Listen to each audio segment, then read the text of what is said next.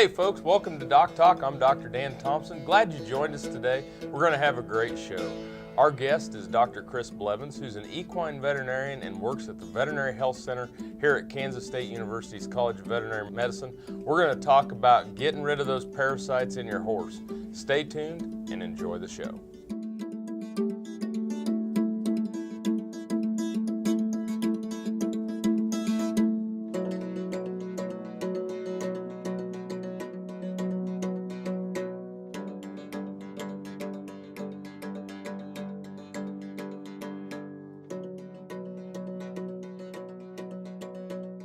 Closed captioning brought to you by Kansas Soybean Commission, the Soybean Checkoff Progress, powered by Kansas farmers. This segment brought to you by Kansas Regenerative Medicine. Your stem cells, your health, your life. Hey folks, welcome to the show. Chris, welcome back. Thank you very much. Folks, this is Dr. Chris Blevins. He's assistant professor and equine field service clinician here at Kansas State University's College of Veterinary Medicine, and always great to have you on the show. You do a great job. Thanks. Do a lot of great things here at K-State, and it's a pleasure to work with you. Well, thank you. It's nice being here, and it's always a pleasure being around you. I appreciate that, Chris. Parasites is a big deal with horses, and we talk a lot about worms and getting rid of worms and preventing them, and different strategies and different products and things to that nature. I'm sure that you spend a lot of time in your practice and field service working on these types of issues. Yeah, and it's one of those things where a lot of people, there's like old renditions of what you should be doing. Back in the 60s, a lot of people are still doing the same thing for deworming horses, and we found it's not necessarily what we should be doing now, but we still have the same worms. Okay. Well, speaking of the worms, let's get into you've made a list out here of the different worms that we need to be concerned about, and ascarids and strongylus and different worms of that nature. Let's just kind of go down through them and talk about the worms and their effects. Yeah, with horses and the different type of internal parasites or worms, a big one would be ascarid type worms, and I think some people need to remember that ascarids usually only affect young horses, so usually they're going to be less than 3 years of age. They get an immunity to ascarids as they get older, but when we kill the ascarids, people have to be careful, because if you kill them all at one time, especially in these youngsters, they get ascarid impactions, colic, potentially could even die. So we have to be careful with those, and consulting with veterinarians and things of ascarids and how to get rid of them is going to be important with that. Sometimes they can even cough because of the ascarids. They migrate through the lungs, so that with horses is something to always kind of keep in mind too. The other one is strongyles, so small strongyles is the big one. A lot of resistance to some of the dewormers, but that's the big one that causes weight loss and stuff in horses. All the internal parasites mainly are fecal-oral transmission, so they're picking it up through their mouth, going through the GI tract, and coming out the other end in the feces. So I think that's something else to kind of keep in mind, especially with the strongyles. The other thing would be, we have pinworms in horses, and sometimes they'll be itching their hind end on different things. And again, that's going to be a kind of oral transmission where they're rubbing on buckets. Somebody else picks it up from that bucket from when they're rubbing on it there. But rough and tail heads, those kind of things could cause that. And then donkeys can transmit lungworms. That's another thing that, to other horses, and they can cough, but you don't necessarily have to get rid of the donkey, you just deworm the horse. So. and deworm the donkey. And deworm the donkey, yeah. Make sure, because sometimes we sit there and, you deworm the horses of more value, and you forget about the one out back or the Shetland that you kept because the kids used to ride it and it's a pet. Yeah, and that might be the shedder. That might be the one that has the most worms. So making sure that we get to that one and making sure that we get to all of them. Any other things on the worms? We're going to have to go to a break here in a second. Yeah, the other thing would be like bots. Everybody kind of is worried or hears a lot about that when they read their horse magazine and stuff about bots and the little yellow eggs that are on the legs of the horse and get into the stomach and those kind of things. And really, main thing that bots do is a worry factor where they look like little bumblebees, these little flies that deposit the eggs on the horse's legs, and then the horse is running around, and they can even jump in ponds during the kind of fall time, just trying to get away from them. It usually doesn't hurt them, but it's just kind of a nuisance, and so that's the big deal. bots in the stomach. People have seen pictures of those before, just kind of have those aspects, maybe cause gastric ulcers, but there's dewormers that get rid of those too. Perfect. Folks, we're going to take a break. When we come back, more with Dr. Chris Blevins on equine parasites.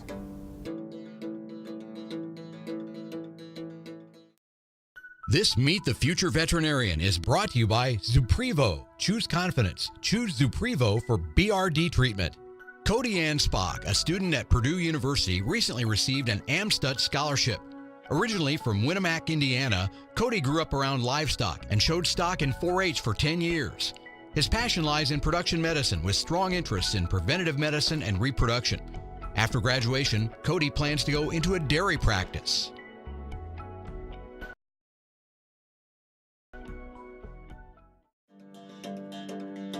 DocTalk, brought to you by Santa Fe Trail Meats in Overbrook, or visit us online at sftmeats.com. Hey folks, welcome back to DocTalk. Chris Blevins is with us today. He's assistant professor and he is the equine field clinician here at Kansas State University's College of Veterinary Medicine. Does a lot of good things in the classroom teaching, does a lot of things with our students, but he has a field service where you're going out and you're seeing horses, you're seeing cases throughout the Manhattan, greater Manhattan, Topeka. Yep. You're Even at out horse to Topeka. shows, Yeah. rodeos. Yes, yeah. All we do around them the state. Yeah, Dodge City, we go down Dodge City rodeos, so we travel a little ways. That's great. That's great. So we're talking about getting rid of worms in horses, and so we talked about the worms, and you know the next logical bugs then drugs. And Yeah. so Yeah. what are some of the dewormers that we're talking about?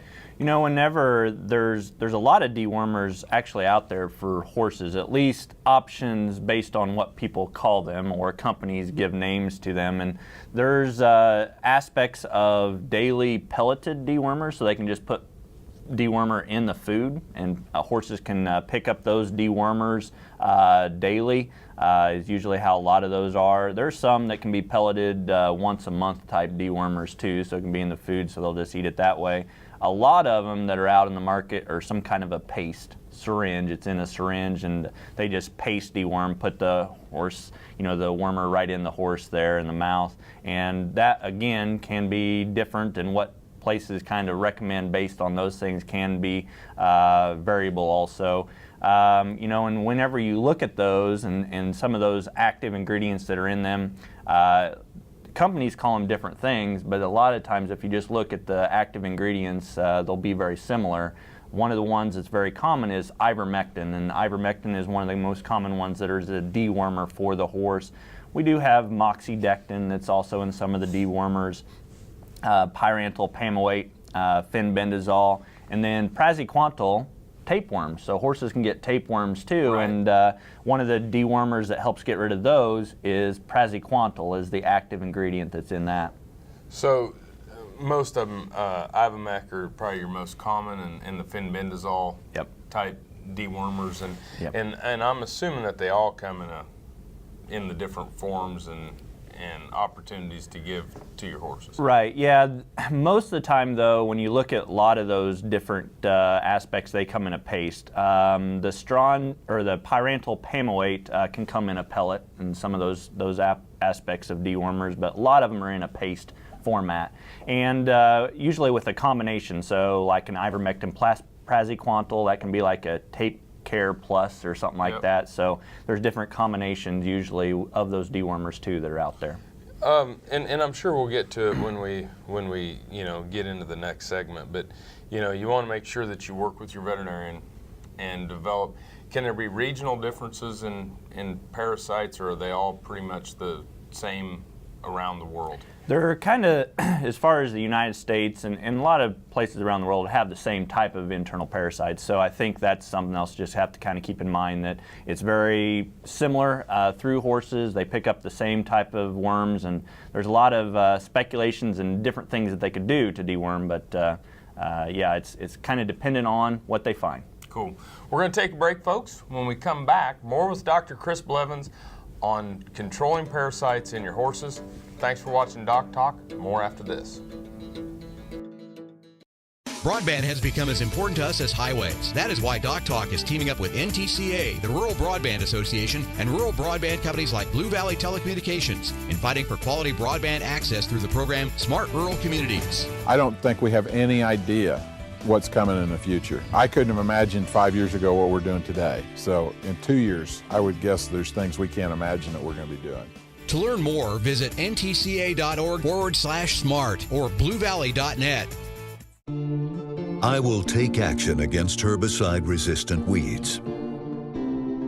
I will know my weeds, and I will stop them before they go to seed. I will do whatever it takes to give my crops the upper hand, and I will use multiple herbicide sites of action because every action counts. I will take action, this time for all time. I'm Dr. Frank Lyons, a physician here at Kansas Regenerative Medicine Center. As one of the only standalone stem cell centers in the U.S., we use your stem cells as therapy for arthritis and some autoimmune diseases. I'm Dr. Andrew Pope, here at Kansas Regenerative Medicine Center. Utilizing the latest technology under strict protocols, we're able to harvest your stem cells from your own fat to treat a variety of medical conditions. The best part about it is, it's a same-day surgical procedure and requires no general anesthesia. It's time, the Great Bend Farm and Ranch Expo, April 8th, 9th, and 10th in Great Bend, Kansas. See Scott Daly Horse Training all 3 days, sponsored by Beck Sunglasses. Gen X Shoot Side Demo, Friday the 10th at 1. Cutting Edge Technology for Farming Forums all 3 days, sponsored by American State Bank. Free admission, free parking. That's the Great Bend Farm and Ranch Expo, April 8th, 9th, and 10th. Go to Star Expos for more details. Corporate sponsors American Hat Company, Great Bend Co-op, and KSN. The Kansas Wheat Innovation Center in Manhattan is rediscovering ways to get improved varieties and new genetics in the hands of farmers faster. Grower-led and checkoff-funded research initiatives are bringing about positive change. This grassroots leadership provides a strong voice in Topeka and Washington, D.C. Now is the time to partner with Kansas Wheat in moving wheat forward. Kansas Wheat Commission and Kansas Association of Wheat Growers. Farmers investing in their future and yours. Log on to rediscoverwheat.org. Soil is the life of a farm, and for 25 years, SureCrop Liquid Crop Nutrition has helped growers produce abundant quality crops while preserving and improving the soils they steward. SureCrop offers complete soil and plant analysis with cropping recommendations, delivery direct to your on-farm storage, and quality crop nutrition custom blended for your field. Choose SureCrop for the assurance of excellence for your soil. Call today or visit their website for more information. Valley Vet Supply is devoted to providing information and professional quality products at reasonable prices. ValleyVet.com, ValleyVet.com, Valley Vet Supply. DocTalk, brought to you by the Kansas Soybean Commission. The Soybean Checkoff, progress powered by Kansas farmers. Folks, welcome back to DocTalk. Dr. Dan Thomson here with my friend and colleague, Dr. Chris Blevins, who is an assistant professor in the Department of Clinical Sciences and is our equine field service clinician here in the Veterinary Health Center at Kansas State University's College of Veterinary Medicine. And Chris, we're talking about deworming the horses, and we got into, there towards the end talking about combination dewormers and using paste and pellets and ivermectin and fenbendazole. But one of the things I keep hearing about is resistance of the worms to the products. Yeah, and I think that's something else that some people, they get overloaded by advertisement, all these products, and so then it's like, well, veterinarians recommend to deworm once a month, and you can get these deworming packages and all kinds of things. And what are we doing? And what we're finding based on some of the research is these internal parasites are becoming resistant to our dewormers that we're using. And so we need to back away from using all these dewormers all the time if the horse doesn't need it. And so to do that, usually what we're doing now is to recommend to run a fecal. Okay. And so take a fecal sample to your veterinarian, and then they can see what kind of eggs are in the feces and then make recommendations on the dewormers. In addition, you can deworm and see if that dewormer works by then taking a fecal back into your vet to see if there is resistance. And so that is something that's coming very common, especially here in the United States, because we're over deworming our horses that don't need it. So running a fecal. So when we talk about, first of all, horses do a nice job of packaging. Yeah. You Yeah. pick up a hockey puck and you take it in and you get it run.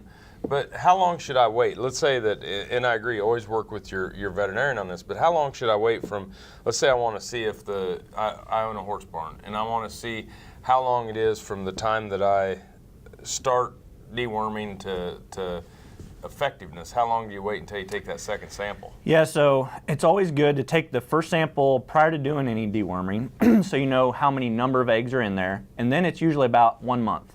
Okay. So 1 month after you deworm, then you take another sample in to see what the egg count is at that point. So that's kind of a fecal egg reduction test. So what is the numbers reducing to based on the dewormer? We're doing some of that in the feedlot and in cow operations as well, so that you can see, come in there, and it kind of gives you a timetable and an opportunity to really see the efficacy within your herd or that. But and people need to realize that life cycle, that worm, 21 to 28 days, depending on the worm, that gets you clear through a life cycle and make sure you're working. Correct. Yeah, so you just have to wait a little bit of time, then run the fecal again and see where you're at. Yeah. Cool. When you're developing these plans, after you run a fecal, we talk about preventing resistance, and we talk about making sure that these continue to work, but it also saves you some money if you do it. Yeah, that's right. I think that some owners, they kind of forget about that too, because if you're over deworming your horse or you're deworming every month, maybe you just need to deworm once or twice a year. And so if there's low fecal egg counts, then maybe all you need to deworm is just twice a year. And that's kind of mind-blowing for some owners because they're just not used to doing that, but that's really can save them a lot of money too in the long run. Yeah, so when you start to think about some of them that are doing it once a month or so frequently, it's something that could save them a lot of money. Right. Well, we've talked about the worms, we've talked about the dewormers, and we've talked about some of the prevention. When we come back, we're going to do kind of a wrap-up here with Dr. Chris Blevins, talking a little bit more about controlling parasites in your horses. Chris, thanks for being here. Thank you. Folks, thanks for watching. More after these messages. Hi there, folks. Dr. Dan from DocTalk. Are you BQA certified?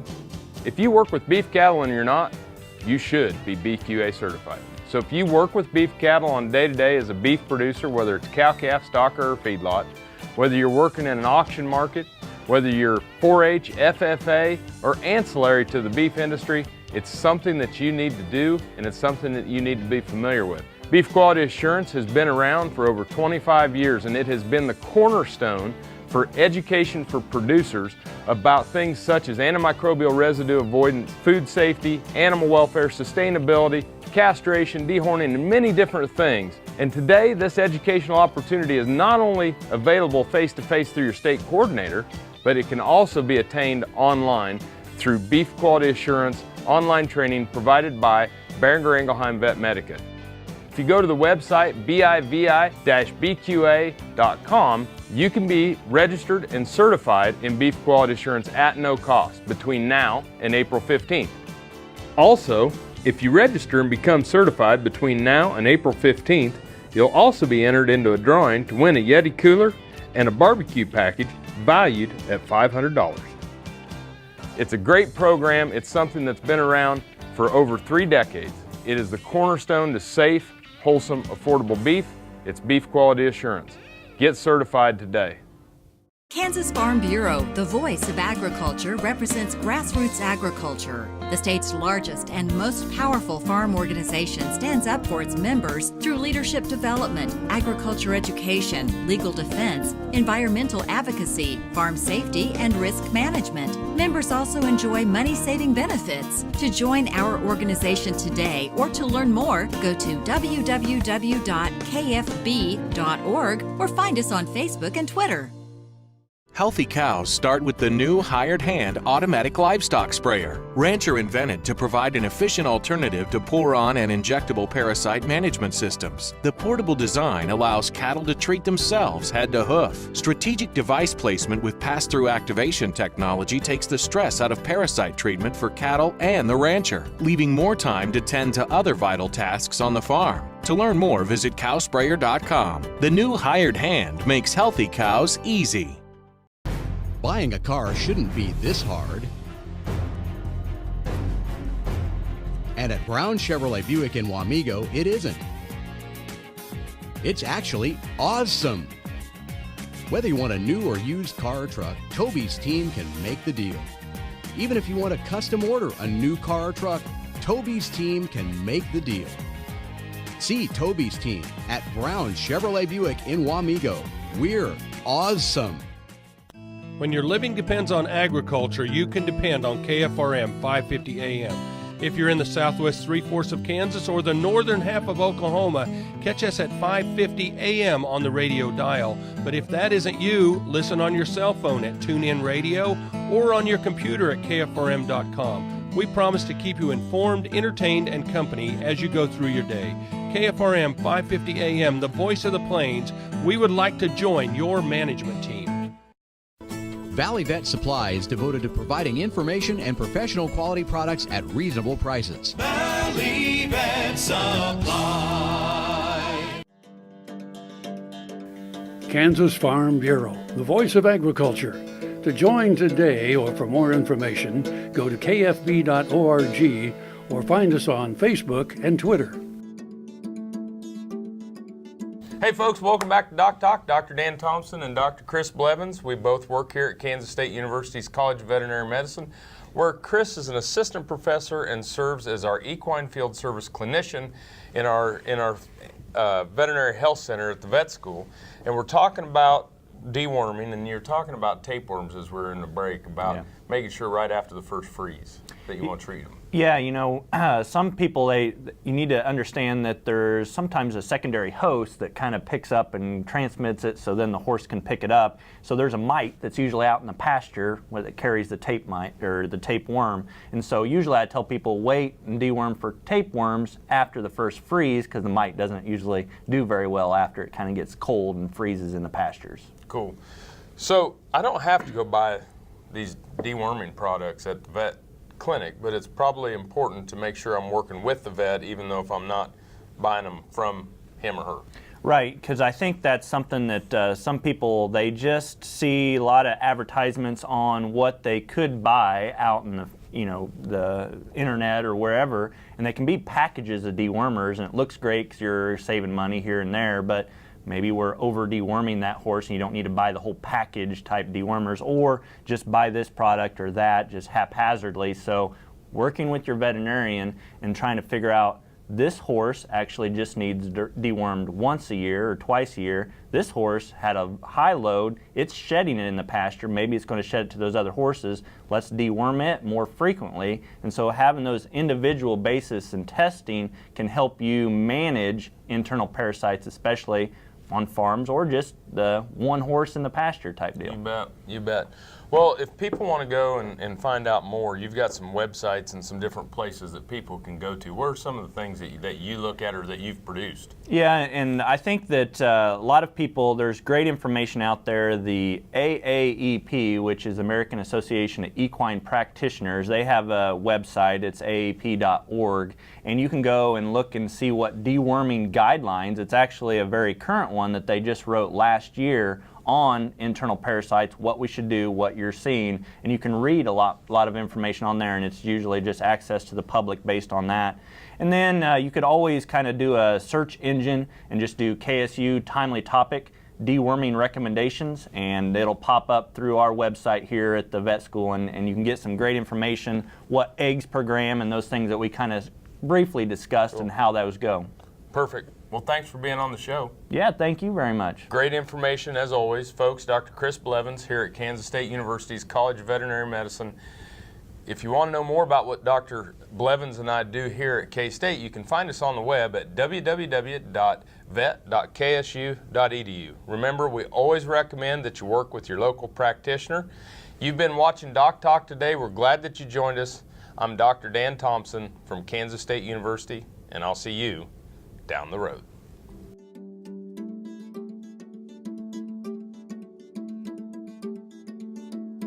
Closed captioning brought to you by Kansas Soybean Commission. The Soybean Checkoff Progress, powered by Kansas farmers.